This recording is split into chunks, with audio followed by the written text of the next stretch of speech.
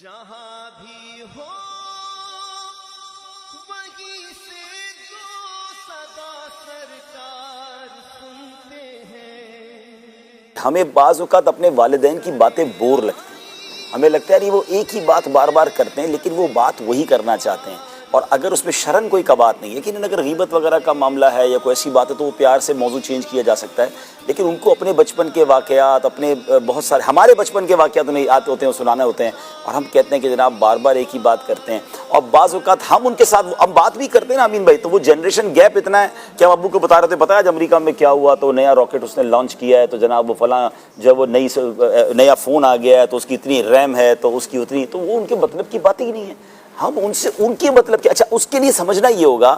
اب دیکھیں ناظرین، یہ جنریشن گیپ اب ہماری ذمہ داری، پہلے ان کی ذمہ داری تھی. اب یہ بات میری وہ سمجھیں گے جو والد بن چکے ہیں. مجھے بتائیں ہمارے گھر میں 3-4 سال کا بچہ ہو تو ہم اس کے سامنے ہماری 40 سال کی عمر والی باتیں کرتے ہیں. ہم توتلی زبان میں خود 3 سال والے بنتے ہیں. پہلے بیٹا کہاں سے آ رہے ہو، کیا کھیل رہے ہو، اچھا اسی کے انداز میں بات کرتے ہیں، بیکاز اس کا جو مائنڈ لیول ہے وہ کم ہو گیا ہے. بالکل اسی طرح جب وہ بزرگ ہو گئے ہیں تو ایک لائف سرکل اگر آپ سمجھ جائیں کہ بندہ 4-5 سال کا جب ہوتا ہے اسی طرح وہ 65 سال کا واپس جا کر ہو جاتا ہے. یہ انسٹالر سے سفر شروع ہوا ہے جو ویل چیئر پہ جا کے رکتا ہے. بچپن میں بھی کسی کا ہاتھ پکڑنے کی ضرورت تھی، بڑھاپے میں بھی دوبارہ یہ ہاتھ پکڑنے کی ضرورت ہے. جو مائنڈ سننے کی سعادت اور سمجھنے کی صلاحیت 4-5 سال کے بچے کی ہوتی ہے، ایگزیکٹلی 65-70 سال کی عمر میں جا کر وہ ہو جاتی ہے. اگر آپ 4-5 سال کے بچے کے ساتھ بور نہیں ہو رہے، اس کی ضد آپ کو بری نہیں لگ رہی، اس کا چیخنا برا نہیں لگ رہا، اس کا چڑچڑاپن برا نہیں لگ رہا، بلکہ آپ انجوائے کر رہے ہیں، آپ 65 سال کے بزرگ کے ساتھ بھی سمجھے انجوائے کریں. اگر وہ چڑچڑے بھی ہو گئے ہیں، وہ چیخ بھی رہے ہیں، وہ کوئی ایسی بات بھی کر رہے ہیں، ریپیٹیشن بھی کر رہے ہیں، اگر آپ نے یہ فارمولا سمجھ لیا نا، کیونکہ یہ نوبت ہم پر بھی آ سکتی ہے. ہم بھی بوڑھے اگر زندہ رہے تو ہوں گے،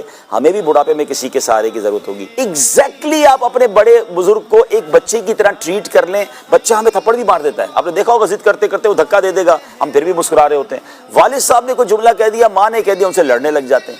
یہ نہ کریں. یہ جس دن آپ نے یہ فینومینا سمجھ لیا کہ بچہ اور بوڑھا برابر ہوتا ہے، آپ انجوائے کریں ان کے ساتھ. بلکہ سچی بات تو میں یہاں یہ کہہ دوں کہ جن بچوں کو والدین بڑھاپے میں ملے ہیں اور انہیں خدمت کا موقع ملا ہے نا، یو آر سو لکی. کیونکہ بہت بڑی تعداد میں والدین وہ ہیں جو بچوں کی خدمت کرتے کرتے ہی دنیا سے چلے گئے.